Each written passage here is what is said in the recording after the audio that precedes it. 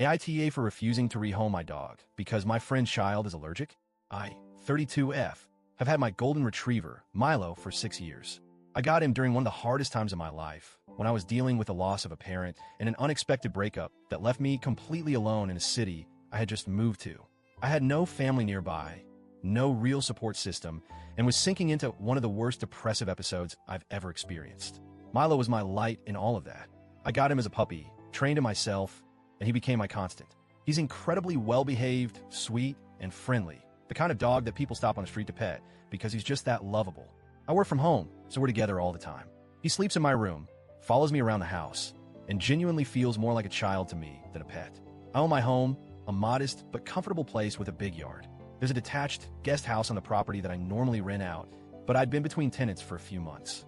That little fact became very relevant when one of my closest friends, Erica, 34F, and her husband, Jake, 36M, found themselves in a tough spot. Erica and I have been friends for over a decade. We met in college, and even though life took us in different directions, we always stayed close. She and Jake have a 5-year-old daughter, Lily, and while I don't have kids myself, I love Lily to pieces. I've been around since she was born, and she even calls me Annie. A few months ago, Erica and Jake hit a financial crisis.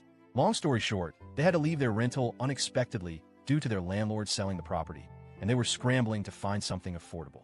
With rent prices through the roof, they were struggling.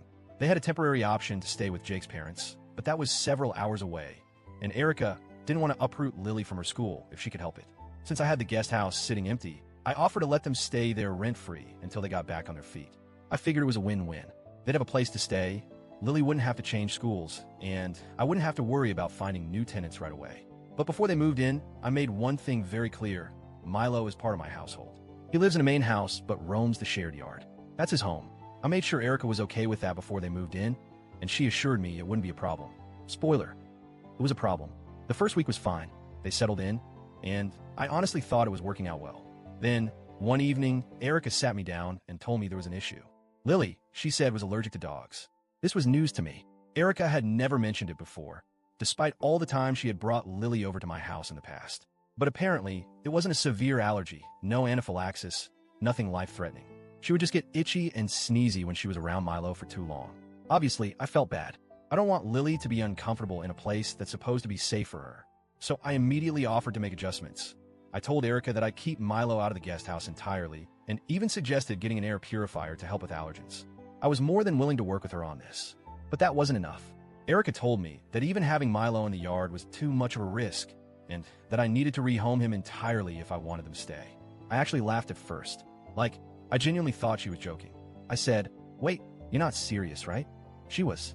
She told me that Lily's health had to come first, and that as a parent, she couldn't put her child in an environment where she was constantly exposed to allergens.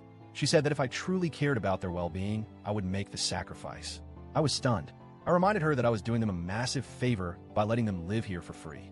I told her that I understood Lily's allergies were frustrating, but Milo is my family, and I wasn't just going to give him away. That's when she got emotional.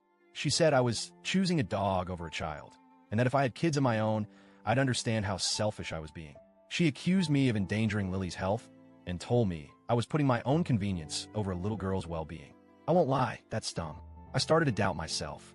Was I being selfish? Was I prioritizing my own comfort over a child's needs? But then I remembered, this was temporary.